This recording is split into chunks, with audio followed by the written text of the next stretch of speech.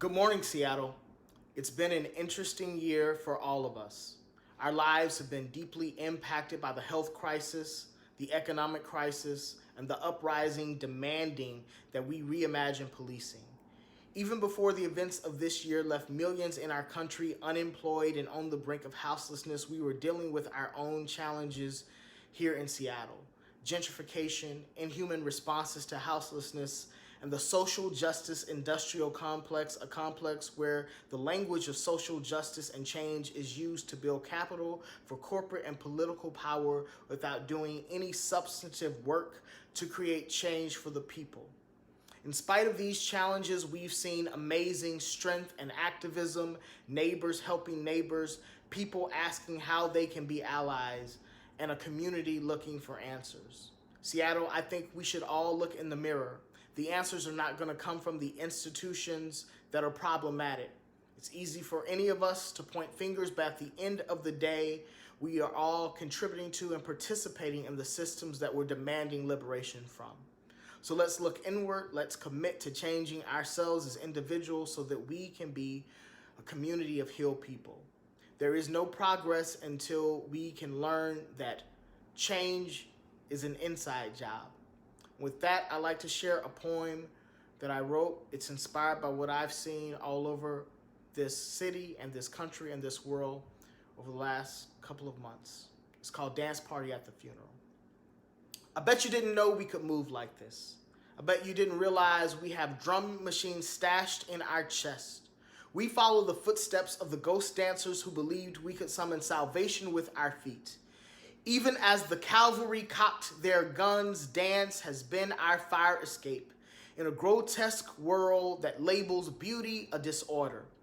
Our story is of those who danced, those who refused to bloom wallflower, who summoned rhythm as their mothership.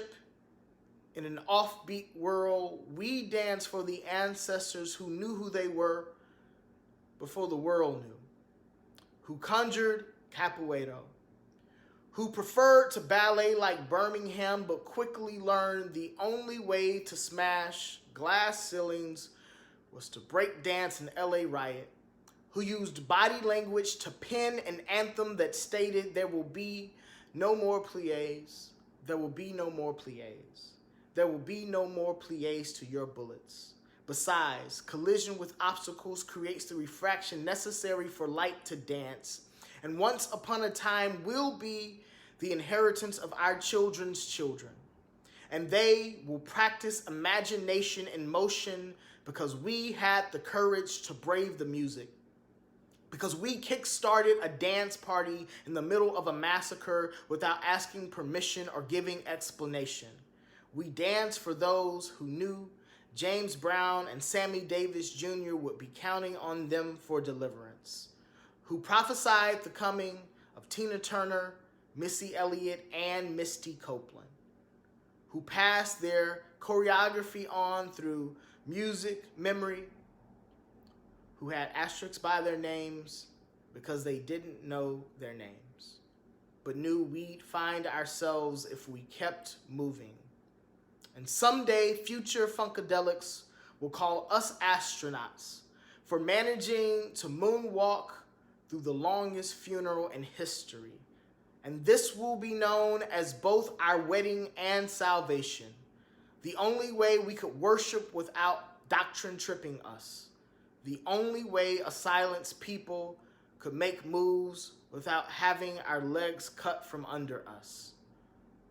No one has ever reached heaven hesitating, so we keep moving. This moment and music belong to us. Dancing was the one thing oppressors could never steal. We all know guilty feet bear no rhythm.